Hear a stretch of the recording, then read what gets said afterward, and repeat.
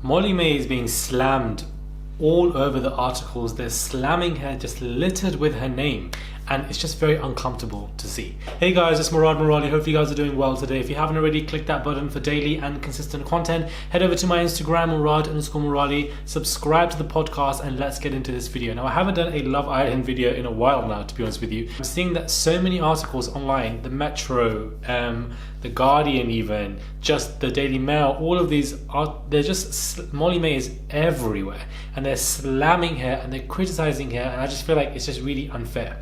But let me know what you guys think about it. Love Island's Molly-Mae here compares her swanky Manchester flat to being in absolute captivity despite having a private sauna. She is currently isolating with Love Island boyfriend Tommy Fury in a luxury penthouse style flat in Manchester, but Molly 20 was left fuming when she looked out of her window and saw her street was full of people. Molly poked her head outside and spotted a crowd at the end of a road, writing over a video on Instagram saying, still so many people outside. Lockdown days like this make my apartment living she said, lockdown days like this make apartment living feel like absolute captivity.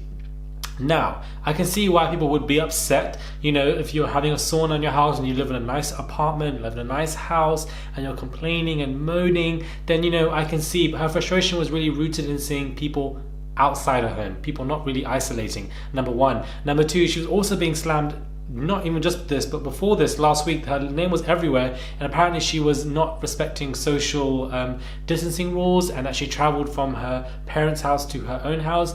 I don't think it's that serious. She wasn't out here doing barbecues, going to house parties, had friends over, or going to friends' houses. She literally just drove in her car from one destination to another. So, you know, I don't think that it's that bad. If you're permanently moving from one destination to the other, I personally don't think it's that bad at all.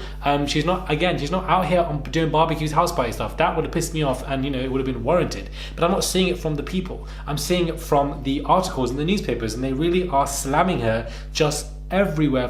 They find so many different reasons. Apparently she's using some chin thing, and they're like, oh my god, Molly-Mae is using the chin thing on a filter, like blah, blah, blah. She had her regrets apparently for using fillers and stuff. I already voiced concerns that nobody at the age of 20, 19 should be using any fillers in their face. I do not agree with that, and I continue to stand by that. She herself has already expressed that, you know what, she was wrong for it. She did it without her mother's permission, and she realized, which, you know, that kind of proves everything that I was saying. However, I do feel like there is so much pressure on her right now from the articles, left, right, and center. There's just this kind of obsessive culture with Molly-Mae. It could be because she is arguably the most relevant contender from the entire franchise, being the most followed person on Instagram as well from the franchise. So it would kind of make sense why they're obsessed with her, because she is arguably the most popular one. However, I feel like it's just way too much. I'm seeing it every single day. It doesn't really stop or end. Yes, the pro is it adds to the relevance of her.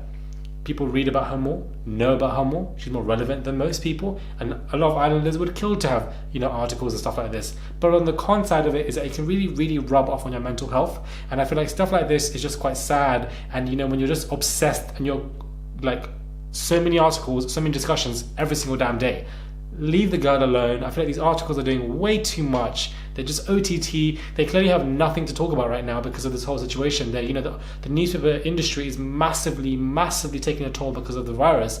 So they're trying to find as much of the clickbait stuff or whatever. But I feel like her reading this, she must find this stuff irritating as hell to see it every single damn day.